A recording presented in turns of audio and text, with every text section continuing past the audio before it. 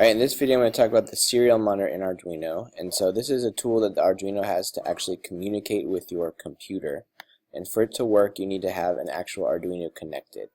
Okay, so let's go to the most basic Arduino program you could have.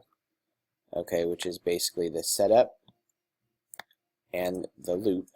Okay, and within here, if you want to have the Arduino communicate with the computer, you can set up the serial monitor. So the way you do so, you say serial dot begin, and you set the rate that it sends data to the computer. The standard rate we use is 9600. Okay, so here we initialize the serial monitor, and then that's all you have to do to get started. And every time you want it to say something, you would say serial.print, and then here's where you say something. Okay, and so you could like say the word hi. Okay, and this is going to print the word hi. Okay, so the way that you connect to it, you have to have Arduino Uno hooked up. You're going to click serial monitor. It's going to bring this thing up here, and then if the Arduino is connected, you click connect right here. So I have an Arduino connected. I'm going to click run on Arduino.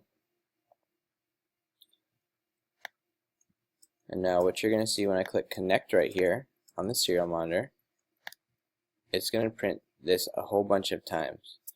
Okay? And then, so now I can make some changes to this. If I want it to skip a line every time it prints hi, I would put serial print ln. Okay? I run it. I'll connect it, and now it's skipping a line every time. Okay, if I want to skip a line in between, I could do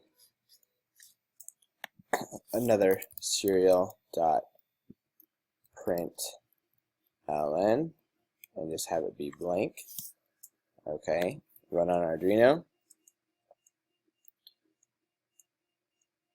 connect it, and there you can see it skipping a line every time. If I want to count, I can create a variable. So if I create a variable, I initialize it as an integer. I'll set it equal to 0. I'll say serial.print line I, and then maybe I'll tell it to increase the value of I each time. Okay, and now I run it. Oops, need a semicolon. Alright, now I run it.